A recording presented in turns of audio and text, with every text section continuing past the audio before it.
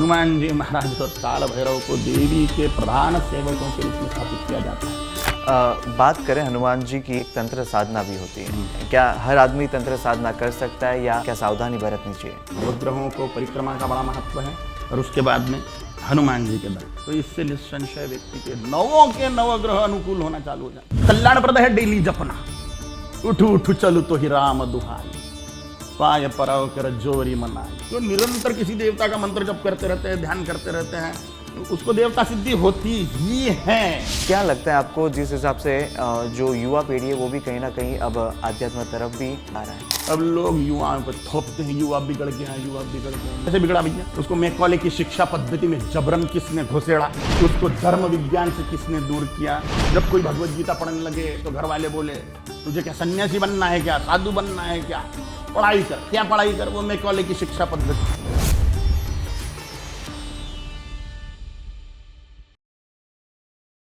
नमस्कार, मैं आपका होस्ट कुशाग्र भट्ट आपके सामने हाजिर हूँ गुजरात फर्स्ट के हनुमान जयंती पर हमारे विशेष पॉडकास्ट के साथ। दोस्तों, अष्ट सिद्धि नवनिधि के दाता है हनुमान जी, जिन्हें जागरूक देवता के रूप में पूजा जाता है। कहा जाता है कि हनुमान जी तुरंत ही भक्तों की प्रार्थना सुनते हैं और इसीलिए हनुमान जी की शरण में जाते ही भक्तों के सारे कष्ट दूर हो जाते हैं। हनुमान जी भक्तों के अलावा भगवान के भी रक्षक माने जाते हैं। हनुमान जयंती पर इनकी पूजा का विशेष महत्व है। तो आज गुजरात फर्स्ट के पॉडकास्ट में हम इस पावन दिवस पर हनुमान जी से जुड़े कई तथ्यों के बारे में जानेंगे।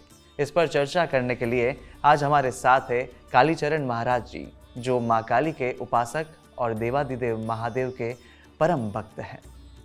तो महाराज जी, सबसे पहले तो यही जानेंगे, हनुमान जी को आप किस रूप में देखते हैं?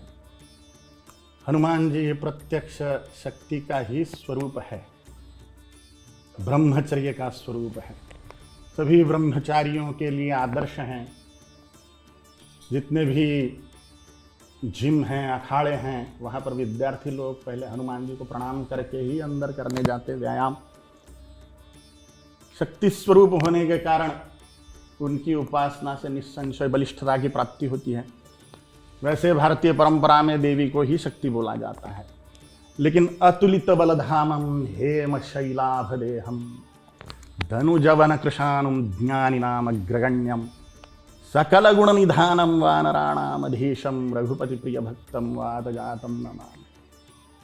अतुलित बल के धाम, अतुलित बल के धाम होने के कारण सभी विद्यार्थियों के लिए और जिनको शरीर यष्टि अद्भुत बनानी है, शक्तिशाली बनाना है शरीर, उनके लिए इष्ट के स्वरूप में हनुमान जी पूजे जाते हैं। और वैसे भी सामान्य लोग भी अपने दुखों के निवारण के लिए, कष्टों के निवारण के लिए हनुमान जी का आराधन करते ही हैं।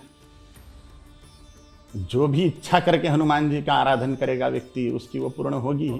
शिव जी के अंश होने के साथ साथ आज की जब बात की जाए आज की युवा पीढ़ी की, तो युवा पीढ़ी को मजबूत करने के लिए उनकी जीवनी से, हनुमान जी की जो जीवनी है उनसे क्या सीख लेनी चाहिए, क्या शिक्षा लेनी चाहिए?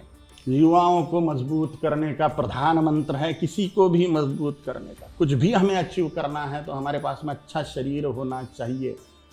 हमें भोगी बनना है तो भी शरीर चाहिए, योगी बनना है तो भी शरीर चाहिए, सांसारिक अनेक वैभव प्राप्त करने हैं तो भी शरीर चाहिए, त्यागी बनना है तो भी शरीर चाहिए। शरीर माध्यम खलु धर्म साधनम, धर्म की साधना का प्रधान आधार शरीर है। पैसा चाहिए तो भी शरीर अच्छा है तो ही व्यक्ति पैसे कमा सकता है। ज्ञान चाहिए तो ज्ञान प्राप्ति के लिए अध्ययन करना होगा। शरीर अच्छा नहीं है तो अध्ययन भी क्या कर सकेगा व्यक्ति।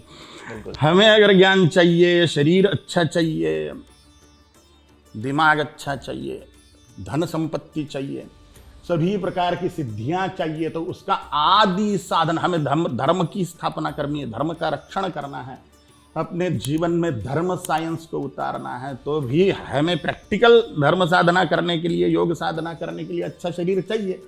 नहीं तो क्या व्यक्ति योग साधना कर लेगा, बैठ ही नहीं पाएगा अगर उसके कमर में दर्द है तो। इसलिए शरीर माध्यम खलु धर्म साधनम, शरीर प्रधान आधार है, प्रमुख आधार है, पहला आधार है धर्म की साधना का। और बाकी के जो 3 पुरुषार्थ है, पहला धर्म, फिर बाद में अर्थ, काम, मोक्ष, ये चारों पुरुषार्थों को पाने के लिए शरीर आवश्यक है। और शरीर अच्छा बनाने का मूलभूत आधार 3 स्तंभ है। आहार, निद्रा, ब्रह्मचर्य, सही खाना, सही सोना और ब्रह्मचर्य। जो व्यक्ति ब्रह्मचर्य का पालन नहीं करते, अय्याशी करते रहते हैं, भोग भोगते रहते हैं, वीर्य नाश करते हैं, उनका शरीर बनना असंभव है, असंभवनीय है। ब्रह्मचर्य की आवश्यकता है आधारभूत जीवन को समुन्नत बनाने के लिए, और उसके आदर्श हैं हनुमान जी महाराज ब्रह्मचर्य मूर्ति। बिल्कुल, ये प्रधान गुण हैं। बाकी के तो अनंत गुणशाली है हनुमान जी, कितना वर्णन करें। बलवान शक्तिशाली की जब बात होती है तो वेस्टर्न कल्चर के अंदर अपन देखेंगे, जैसे अमेरिका और वेस्टर्न जितनी भी कंट्रीज है वहाँ पे सुपर हीरोज बहुत ट्रेंड करते हैं। बच्चों की बात करें, बच्चों को बस प्रेरणा देते, मोटिवेशन करते हैं सुपर हीरोज के, हमें सुपर हीरोज जैसा बनना है। पर हमारे हनुमान जी की बात कुछ निराली है। जैसे हम कथा में सुनते आए हैं, उनके अनेक ऐसे शक्तिशाली जो प्रसंग है वो भी हमें सुनने को मिले। परंतु हनुमान जी को ऐसे कैसे प्रेजेंट किया जाए बच्चों के सामने, युवाओं के सामने, कि जिससे उनको प्रेरणा मिल सके? आपकी क्या राय रहेगी? बच्चों को फैंटेसी बहुत पसंद है, उनको मनोरंजन चाहिए, किसी भी प्रकार से चमत्कार चाहिए, अप्राकृतिक चीज़ें चाहिए जो कहीं देखने को नहीं मिलती। अब कार्टून फिल्म में देखो, कोई वो जो कथा का पात्र है वो पाइप से घुस जाएगा, लंबा होकर बाहर निकलेगा उधर से, वो उसके ऊपर से वो रोड रोलर चला जाएगा, चपटा हो जाएगा, फिर खड़ा हो जाएगा, मरता नहीं है वो मरता नहीं है। वो स्पाइडरमैन, वो ही मैन, वैसे अपने हनुमान, तो ये तो असलियत में है, हनुमान जी तो असलियत में है निस्संशय। अगर साधन करता है व्यक्ति तो उनके दर्शन भी होते, लेकिन हनुमान जी के चरित्र में जो चमत्कार है वो अगर बच्चों के सामने उनके पद्धति से प्रस्तुत करे जाए तो निस्संशय हनुमान जी का आराधन होते रहेगा। वो खेल में हनुमान जी के साथ में दिमाग लगाएंगे। ध्याने ध्यान स्वरूपता, पतंजलि योग दर्शन का सिद्धांत है, हम जिसका ध्यान करते जाते हैं वैसे बनते जाते हैं। जैसा ध्यान करते हैं, जैसा सोचते जाते हैं वैसे ही बनते जाते हैं। हमारे जीवन में वही घटनाएं आकर्षित होती हैं, वही लोग आकर्षित होते हैं, वही परिस्थितियां आकर्षित होती हैं जो हम निरंतर सोच रहे हैं। अब खेलने में भी कोई हनुमान जी के मामले में सोचेगा तो वो पावर्स उसके तरफ आकर्षित होंगी। हनुमान जी की देव तत्व की शक्ति कैसे खिंचाई जाती है व्यक्ति में? सोचने से। देवता का चिंतन करते हैं तो देवता प्रकट होते हैं, भूतों का चिंतन करते हैं तो भूत प्रकट होंगे, पितरों का चिंतन करते हैं तो पितर प्रकट होंगे जीवन में। हम संपत्ति का चिंतन करते हैं, ऐश्वर्य का चिंतन करते हैं तो वो चीजें प्रकट होंगी। रोगों का चिंतन करते हैं तो रोग प्रकट होंगे। हनुमान जी तो फिर अतुलित बलधामम, अद्भुत है। आपको क्या इसलिए हनुमान जी के चिंतन से जो बच्चे अगर खेल में भी, कार्टून में भी, या इस प्रकार से सुपर हीरो के रूप में प्रस्तुत करने पर भी अगर वो चिंतन करते हैं तो उत्तरोत्तर भक्ति प्रकट होते ही जाएगी। वो बीज बुआए गया संस्कार का, क्योंकि जब हनुमान जी दिखाएंगे तो वो फेक है। बाद में बड़ा होने के बाद में स्पाइडरमैन, ही मैन, फैंटम वैंटम जितने भी है वो बाद में पता चल जाता है कि तो फेक है। लेकिन जैसे ये बड़ा होगा दिखेगा भैया बड़े बुजुर्ग भी जिनकी पूजा कर रहे हैं, साधन कर रहे हैं, तो वो जो भक्ति के बीज गिर गए वो प्रफुल्लित होंगे। युवाओं की बात चल रही थी, तब युवाओं को सोशल मीडिया का आज बहुत क्रेज़ बढ़ा हुआ है। सोशल मीडिया ले लो, अनेक खराब आदतें जिनको छुड़ाने के लिए और आध्यात्म तरफ ले जाने के लिए ऐसे कौन से प्रयास है जो करने योग्य रहेंगे? इस दृष्टिकोण से सबसे प्रधान प्रयास है ब्रह्मचर्य का ज्ञान देना। अभी एक चल रहा है स्कूलों में लैंगिक शिक्षण, वहाँ महाराष्ट्र में बोलते हैं सेक्स एजुकेशन दे रहे हैं वो, कि कैसे क्या वस्तुएं हैं, क्या करते हैं, क्या नहीं करते हैं, इस प्रकार से बताया जा रहा है। लेकिन वीर्य रक्षण के मामले में कुछ नहीं बता रहे। अपने शरीर के जो फंक्शंस है और वीर्य तत्व का जो महत्व है शरीर बनने में, सुंदरता के डेवलपमेंट में, तारुण्य रक्षण में, युवावस्था के संरक्षण में, वो कुछ भी नहीं सिखाते। और जो लैंगिक शिक्षण या सेक्स एजुकेशन के रूप में सिखाया जा रहा है उसमें सिर्फ अय्याशी कैसे करे यही सिखाया जा रहा है इनडायरेक्टली। ब्रह्मचर्य सिखाया जाना चाहिए जिसके कारण व्यक्ति स्वस्थ रहे, बलवान बने, सुंदर बने, पराक्रमी बने। ऐसे जैसे ही आपने इस प्रकार के कंटेंट्स देखना शुरू किए, सोशल मीडिया धपाधप आपके सामने वही कंटेंट्स, उस प्रकार के कंटेंट्स अलग अलग जगह से निकाल के आपके सामने डालते जाएगा, तो आपका अपने आप ही डेवलपमेंट होते जाएगा। आप ये नहीं बोल सकते कि बच्चों के हाथ से मोबाइल निकाल लो, हो ही नहीं सकता, संभव ही नहीं है। रोना पीटना चालू कर देगा, सर पे उठा लेगा घर को,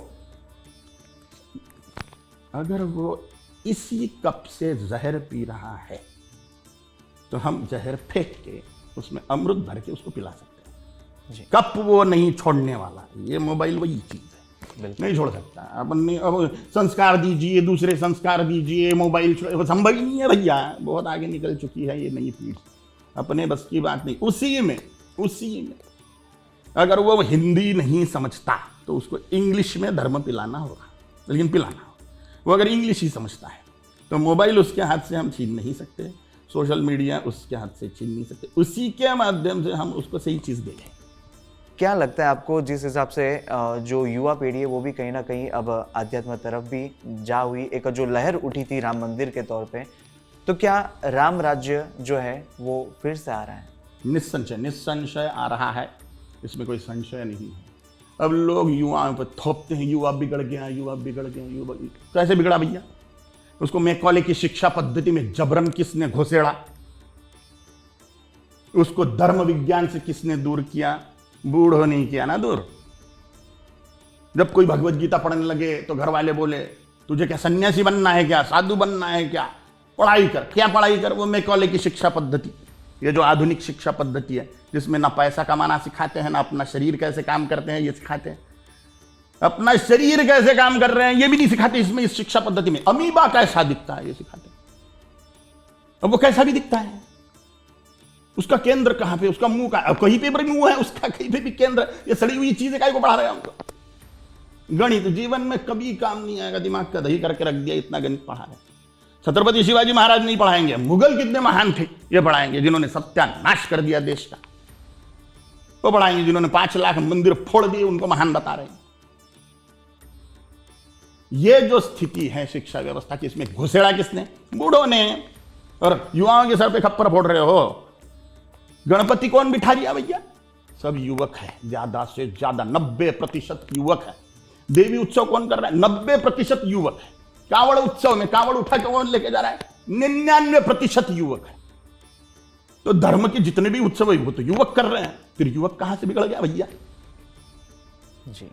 युवक कोई बिगड़ा नहीं है, कहीं दिख रहा है युवक बिगड़ा हुआ, दारू पीते हुए, नाली में पड़ते हुए, सिगरेट फूकते हुए? तो बुड्ढों को ही देखा देखी कर रहा है। तो जबरन युवाओं के सर पे पत्थर मारना या खप्पर फोड़ना बंद कर देंगे। बात करें हनुमान जी की साधना की, एक तंत्र साधना भी होती है। तंत्र साधना का एक प्रश्न है कि कौन और कैसे कर सकता है? क्या हर आदमी तंत्र साधना कर सकता है, या क्या विधि विधान, क्या सावधानी बरतनी चाहिए? 3 प्रकार की साधनाएं होती हैं। सत्वगुणी साधनाएं, रजोगुणी साधनाएं, तमोगुणी साधनाएं। सत्वगुणी साधनाएं सात्विक लोग करें, जिनकी प्रवृत्ति ही सात्विक है, वो सात्विक साधनाएं करें। राजसिक साधनाएं, रजोगुणी साधनाएं, जिनकी प्रवृत्ति रजोगुणी है वो रजोगुणी साधनाएं करें। जिनकी प्रवृत्ति तामसिक है वो तमोगुणी साधनाएं करें। तंत्र में रजोगुणी साधनाएं भी हैं, सात्विक साधनाएं भी हैं, तामस साधनाएं भी हैं। तंत्र का अर्थ है टेक्निक। अभी भी टेक्निकल कॉलेजेस को तांत्रिक विद्यालय ही लिखते हैं बस हिंदी में। तो तंत्र विद्या माने टेक्निक है, उसमें पदार्थों का भी भरपूर इस्तेमाल होता है। प्रकृति में जितने भी पदार्थ हैं उनकी ऊर्जाओं को महर्षियों ने देखा हुआ है। प्रत्येक पदार्थ की अपनी ऊर्जा होती है। प्रत्येक पदार्थ ऊर्जा का घनीभूत रूप ही है। तो तंत्र में इन पदार्थों का बहुत ज़्यादा उपयोग होता है, शब्दों का उपयोग होता है जिसको मंत्र बोलते हैं, और आकृतियों का उपयोग होता है जिसको यंत्र बोलते हैं। तंत्र, मंत्र, यंत्र, तीनों चीज़ों को मिला के साधन करते हैं, अथवा सिर्फ मंत्र से साधन करते हैं, अथवा सिर्फ पदार्थों से साधन करते हैं। तो ये कोई सिर्फ पदार्थ इस्तेमाल करे, अथवा कोई आकृति इस्तेमाल करे, अथवा शब्द इस्तेमाल करे, माने मंत्र इस्तेमाल करे, या तीनों एक साथ करे या दोनों करे, 1, 2 या 3, कुछ भी कर सकते हैं। तो ये टेक्निक का सही इस्तेमाल करना माने तंत्र साधना। आपने बात की, जो दर्शन अभिलाषी लोग होते हैं हनुमान जी के, वो अनेक उपाय भी करते आते हैं, अनेक उपाय करते हैं, जिससे एक अभिलाषा होती है कि हनुमान जी के दर्शन हो जाए। तो क्या हनुमान जी के दर्शन के बाद वो जो तेज है वो क्या आम आदमी सह सकता है?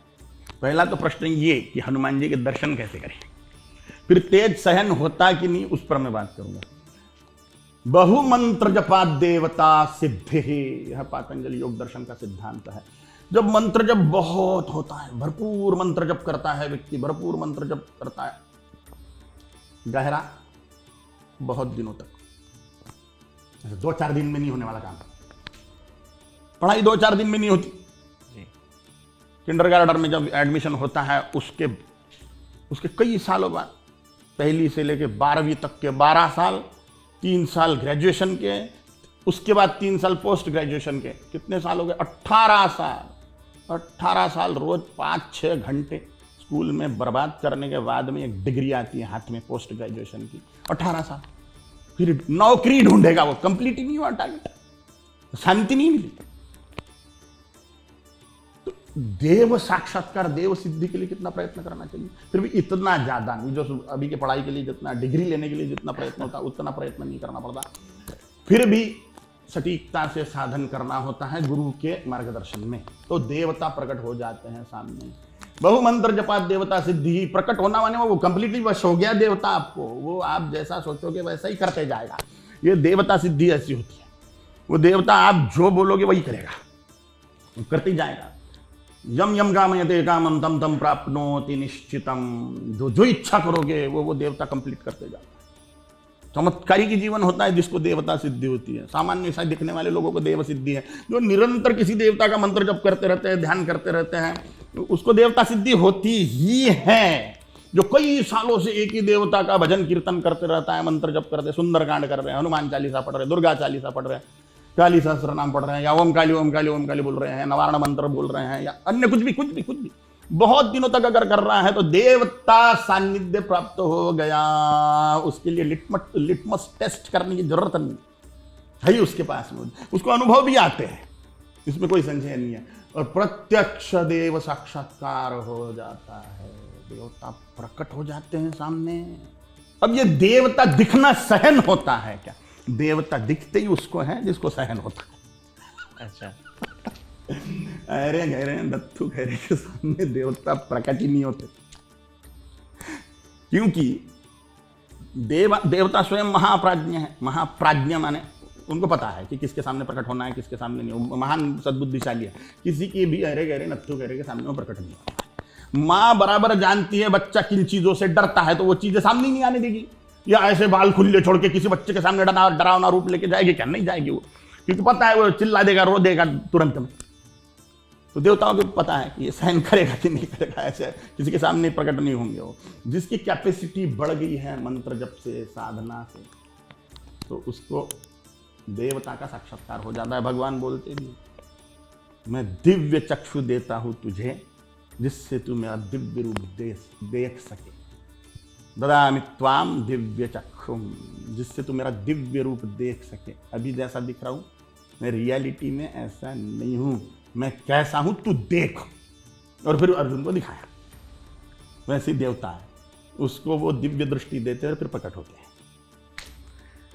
हनुमान जी की साधना के समय जैसे कि कहा जाता है कि हनुमान जी को बार बार याद कराना पड़ता है उनकी शक्तियों के बारे में, तो क्या हनुमान जी की साधना के समय भी हमें हनुमान जी को उनकी शक्तियाँ याद करानी होती है? वो जो श्राप था कि तुम्हें तुम्हारी शक्तियों की स्मृति नहीं रहेगी, तो वो जाम्बवान जी ने तोड़ दिया। अब करने की जरूरत नहीं है, उनको शक्तियों को याद दिलाने की जरूरत नहीं है, साधन करने की जरूरत है। यहां पर किसी को भी कुछ भी फोकट फाकट में नहीं मिलता। जितना बोओगे उतनी फसल निकलेगी, जितना जिम करोगे उतने तगड़े बनोगे, जितनी मेहनत करोगे धन कमाने के लिए, स्मार्ट वर्क, हार्ड वर्क, उतना पैसा प्राप्त होगा। विद्या अध्ययन जितनी अच्छी तरह से लगन से करोगे उतनी ज्यादा विद्या प्राप्त होगी। फ्री फोकट में यहाँ पर किसी को कुछ नहीं मिलता। इसलिए जो कुछ भी सिद्धि चाहिए, पराक्रम चाहिए, सुंदरता चाहिए, वैराग्य चाहिए, संपत्ति चाहिए, ज्ञान चाहिए, धन चाहिए, सम्यक मेहनत चाहिए उसके लिए। सम्यक माने ठीक ठीक प्रॉपर। तो अगर आप ठीक ठीक बढ़िया मेहनत करते हो तो पूरा ब्रह्मांड आपको मदद करने के लिए तैयार बैठा है। कृपा की वर्षा सब दूर हो रही है। हमारा पात्र डेवलप करे, बढ़ जाएगा। बजरंग बाण, एक क्वेश्चन होता है कि बजरंग बाण कहा जाता है कि रोज नहीं करना चाहिए, ऐसा भी काफ़ी कंफ्यूजन होता है भक्तों को, तो उसके लिए क्या उसमें क्या कहा जाता है, क्या ऐसा माना जाता है? बजरंग बाण का प्रयोग कसमें डाली हुई है, उसमें उलाहनाएं दी हुई है, तो वो तांत्रिक प्रयोग है। साबर मंत्रों में ऐसा ही होता है, वो देवताओं को कसमें डाली जाती है, श्रापों का डर दिखाया जाता है, दिए भी जाते हैं, अगर तूने ऐसा नहीं करा तो तेरा ऐसा हो जाए, फलाना हो जाए, और देवता कोई गाली गलौज श्राप दे रहे हैं या कसमें डाली जा रही है। वो मंत्र का जोर उससे उत्पन्न होता है, देवताओं को शब्दों का बड़ा आघात लगता है। इसलिए जिन लोगों को बजरंग बाण की सिद्धि चाहिए, उन्होंने उसका 1008 पाठ करना चाहिए। 100 पाठ मैंने 108 पाठ रोज के हिसाब से। अब तुलसीदास जी महाराज ने भक्तों के संकटों को दूर करने के लिए रचा हुआ, तो प्रसिद्ध भी कर दिया। नहीं तो इनमें से कुछ मारण प्रयोगों की चीजें ऐसी हैं जो गुरु परंपरा में ही चलती है, वो प्रकाशित ही नहीं करते पुस्तकों में, क्योंकि सब दूर अगर वो कर ले हुए लोग तो एक दूसरे को मर्डर ही करते रहे, किसी को कुछ पता ही नहीं चले किसने किसको मार डाला, तो गुरु परंपरा में ही चल रही है। अगर ये बजरंग बाण इतना खतरनाक है तो फिर तुलसीदास जी महाराज ने उसको प्रकाशित ही काय को किया।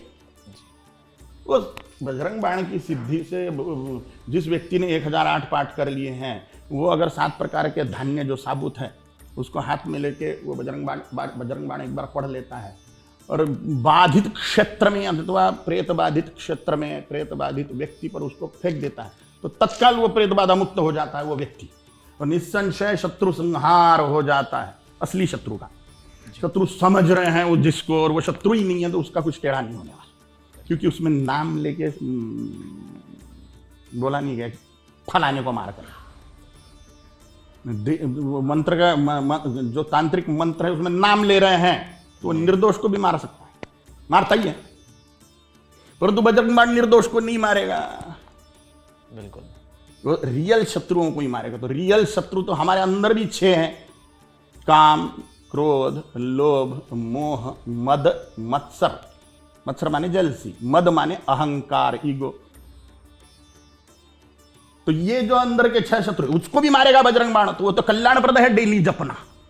उठ उठ चलू तो ही राम दुहाई, पाय परव कर जोरी मनाई। मैं पैर पकड़ के जबरदस्ती मना रहा हूं, पैर पकड़ के हाथ जोड़ के तुझको मना रहा हूं, राम जी की कसम है, चलो जल्दी।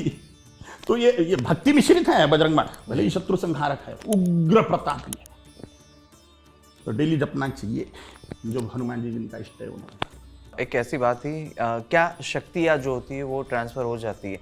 गुरु शिष्य की बात करें, गुरु शिष्य को शक्तियाँ ट्रांसफ़र कर सकता है, शक्तिपात क्या आज भी संभव है?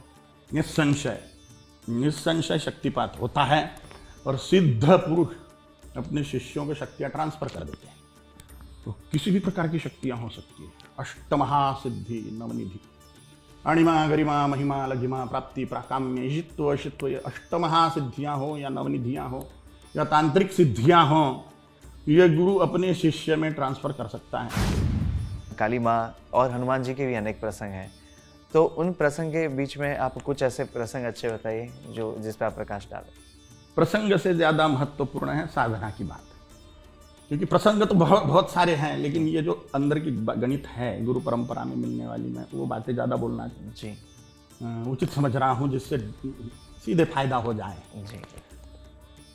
काली माँ के प्रधान 2 गण हैं, ऐसे तो अनेक गण हैं, लेकिन काल भैरव और हनुमान जी, वो देवी की जब स्थापना होती है दुर्गा या काली की, तो एक तरफ से काल भैरव, एक तरफ से हनुमान जी को स्थापित करते हैं। तो तांत्रिक पद्धति में 52 भैरव, 64 योगिनियाँ, चतुष्षष्टि योगिनी, 64 योगिनियाँ, उसमें बाकी की भी सब चौकियाँ लगती हैं उन देवताओं की। उसमें हनुमान जी महाराज और काल भैरव को देवी के प्रधान सेवकों के रूप में स्थापित किया जाता है जी। सर्वत्र प्रसिद्ध है, राम जी के सेवक हैं हनुमान जी, ये सत्य भी बात है, लेकिन वो प्रधान गण देवी के हैं। तो तांत्रिक लोग देवी के साथ में काल भैरव और हनुमान जी का भी आराधन करते हैं, और उनकी भी सिद्धियां पा लेते हैं, जिसके कारण वो अपने अपने कार्य में कुशल बनते जाते हैं। तो जो लोग देवी की आराधन कर रहे हैं, वो अगर हनुमान जी की भी दर्शन करें हफ्ते में एक बार, काल भैरव का दर्शन करें अष्टमी को या रविवार को, तो उनको बहुत ज़्यादा फायदा होता है। सांपत्तिक स्थिति भी सुधरती है, पैसे की स्थिति भी सुधरेगी, दिमाग की स्थिति भी सुधरेगी, ज्ञान भी बढ़ेगा, शारीरिक स्थिति भी सुधरेगी, आरोग्य भी प्राप्त होगा सिर्फ दर्शन मात्र से। हनुमान जी महाराज को चौमुखा घी का दीपक बड़ा प्रसन्न करने वाला है, काल भैरव को भी। तो चौमुखा देसी गाय के घी का दीपक अगर जलाते हैं, 4 बत्तियों वाला, 4 ज्योतियों वाला, 4 दिशा में 4 ज्योति, तो आटे का जलाएं, मिट्टी का जलाएं, जैसा भी, तो उससे हनुमान जी परम प्रसन्न हो जाते हैं, काल भैरव भी परम प्रसन्न हो जाते हैं। अंत में दर्शक मित्रों को आप क्या कहना चाहेंगे? और एक सबकी जो भी देख रहे होंगे उनकी भी एक इच्छा तो होगी कि कोई ऐसा सा श्लोक या स्तोत्रम का कोई श्लोक जो आप अपनी आवाज़ में। आपके चैनल के माध्यम से मैं सभी हिंदुओं को यही संदेश देना चाहता हूँ। प्रधान संदेश मेरा जो है, धर्म कार्य बहुत सारे लोग कर रहे हैं, राम जी ने क्या किया, भगवान श्री कृष्ण ने क्या किया, इसने क्या किया, उसने क्या किया, बताने वाले भरपूर लोग हैं। लेकिन अभी इस समय में धर्म संकट के निवारण के लिए, हिंदुओं पर जो संकट है उसके निवारण के लिए, हिंदुत्व के रक्षण के लिए, धर्म रक्षण के लिए, राष्ट्र रक्षण के लिए, भारत को सोने की चिड़िया बनाने के लिए, जगतगुरु बनाने के लिए, चक्रवर्ती सम्राट बनाने के लिए और हिंदवी स्वराज्य की स्थापना के लिए, हिंदुओं के स्वराज्य की स्थापना के लिए, देश को हिंदू राष्ट्र बनाने के लिए राजनीति का हिंदूकरण करना बहुत ही आवश्यक है। हम राजनीति से घृणा करके धर्म राज्य की स्थापना नहीं कर सकते, क्योंकि अगर हमें राम राज्य चाहिए तो राजा राम चाहिए। राजा राम नहीं है, राम राज्य की अपेक्षा कैसे? और इसमें सबसे बड़ा विघ्न है हिंदुओं का वोटर बैंक न होना, और इसका कारण है हिंदुओं में फैला हुआ, सड़ा हुआ जातीयवाद, वर्णवाद, भाषावाद और प्रांतवाद। इसलिए आपको हाथ जोड़कर निवेदन है, धर्म रक्षण के लिए, राष्ट्र रक्षण के लिए जातीयवाद, वर्णवाद, भाषावाद, प्रांतवाद तोड़िए और सनातन हिंदू धर्म साम्राज्य की ओर बढ़िए। मेरा प्रधान संदेश तो हो गया, अब आपकी इच्छा के लिए।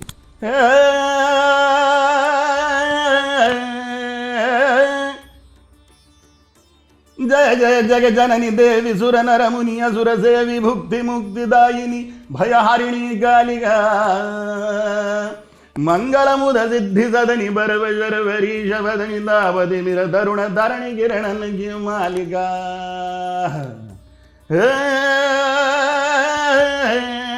वरम जरम गर कृपाण शूल शैल धनुष बाण धरणि दल निदानव दल रण की करालिका पूतना पिशच्च प्रेत डाकिनी शाकिनी समेत भूत ग्रह बेताल खग मृगाली जालिका